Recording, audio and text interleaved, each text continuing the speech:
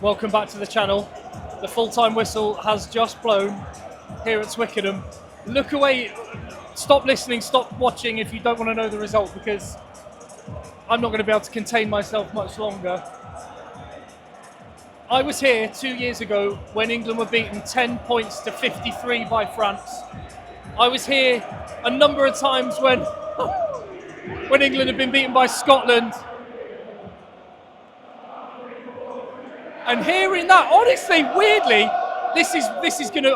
I'm pathetic. I feel a little bit emotional hearing that.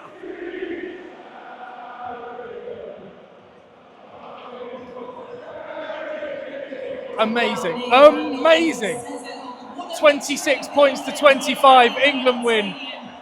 I'll tell you what, they're not possibly going to stick that match in the Louvre. Not beautiful at times, but I'll tell you what, as an England fan, and the last year, who cares? Who cares? I'm so happy. I will give an objective view of the game, but I'm sure you'll allow me to just get wrapped up in the moment for a little bit. Oh.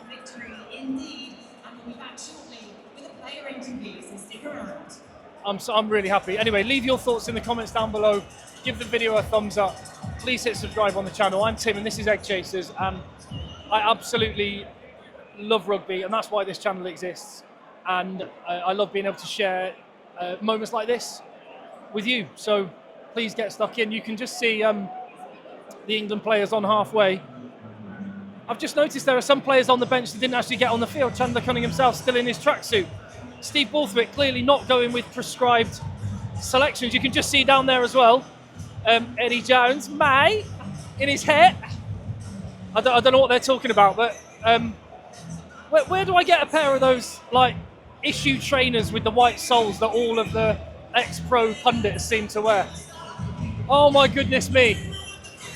Can I just say, England fans here at Twickenham and around the world needed that.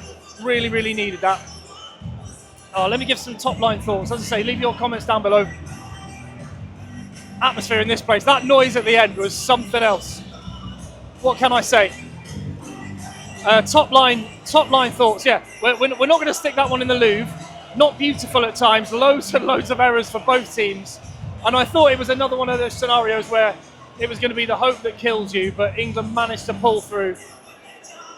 I didn't realise they were trialling a new ball technology today. We've heard about the chips in the ball. I think today it was a ball dipped in chip fat. That's the only explanation for the number of handling errors. The score was 7-7 at half-time, but England had as many handling errors as they had points, and France had 15 handling errors in that first half. I'm really, really proud of that England performance, the guts they showed, particularly coming from behind again. When the issues have been in the closing stages and you start to wonder whether it's mental strength, whether it's physical fitness, they demonstrated they've got a whole lot of gas in the tank and guts. That was exceptional. They're all in a huddle right now. I'd love to know what's being said in there. But I think that there are players and coaches who deserve to enjoy that moment, because they have they've been under the cosh. Yeah. Really, really, really big rearguard performance by England. Well, what can I say? Tom Curry is well and truly back, isn't he? That guy was taking names the whole game. He was fantastic. Ben Earl, right, again, I know you pick it up on the TV, but when you're watching here, with Marcus Smith being the fullback and France kicking a little bit longer, I can come on to that. That experiment seemed to work quite well on the whole, didn't it?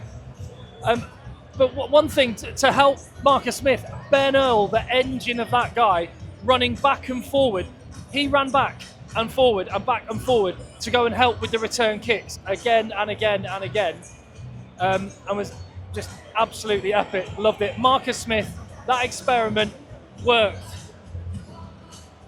Good try. That experiment worked, as far as I'm concerned. And Finn Smith, a shaky start. Both of them had a shaky start at 10 and 15. But Finn Smith grew into the game. Did I hear him? He was the man of the match. Fair play. After there were some missed kicks from Marcus to step up and have the guts to stick those points over and pull the strings and create. So I said in the build-up, which Smith song is going to be most appropriate for this game? And I thought it might be Heaven Knows I'm Miserable Now. Maybe it's, or Panic. Maybe it's this charming man or these charming men with the two Smiths. Ben Earl taking his applause from the crowd. Oh, it wasn't perfect for England by a long stretch. Lots of handling errors. Scrum was good. The line out was bad. But I'm not bothered. I'm just proud of that bunch of men and what they went out and did. On the flip side, France, very, very wasteful. Restarts were bad. Scrums were bad. Handling was bad. And they still managed to score some great tries. But Dupont wasn't himself. Louis Bielbiere made some great tries, but butchered others. Damien Penaud scored some good tries, butchered others. And I said before the game, I have concerns about Colomb, who cannot scrummage at international level. He is a liability. And England scored from the penalty that he gave away. And shirts 18, 19, 20, 21 for France. They're not as good as the starting team. And they're missing some of their key men. Wow.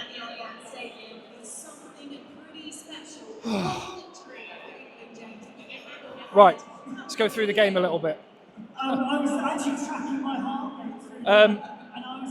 England's defence was really, really good. Tom Curry, like I say, taking names, turnover, massive tackles.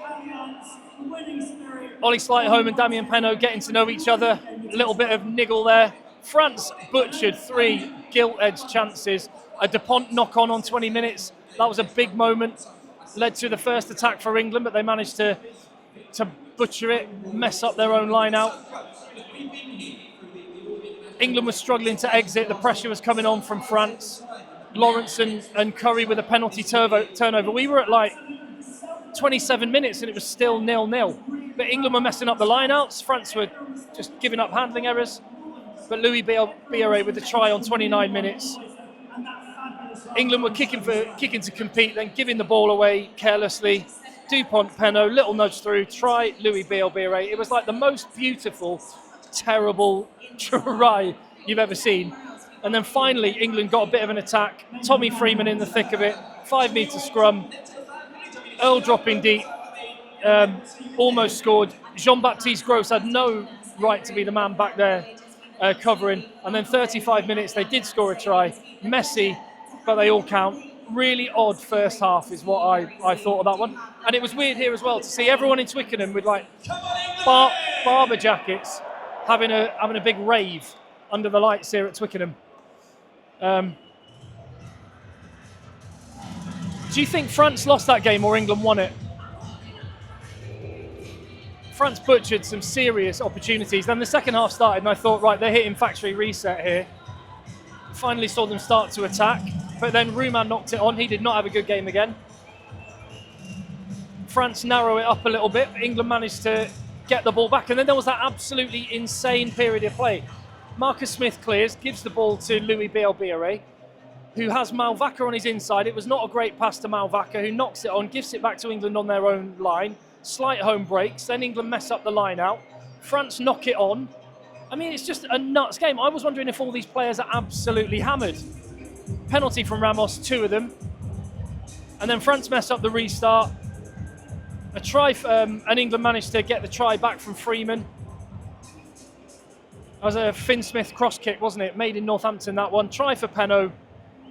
Then great attack for England, but they're not quite converting in their own 22. Scrum penalty from Colomb, who got absolutely minced by Baxter, who deserved to try as a result. But then you kick loosely to France and they will punish you. Dupont punish you. Oh, we go. Hold on. So I have another channel. There's a man who knows a thing or two about rearguard actions and beating France. I have another channel, of course, as I mentioned, FR UK Rugby, which I'll be doing a little bit with Joe Worsley in a minute. But briefly, Joe, this is like Marvel and DC crossing over. Quick thoughts? Over the moon.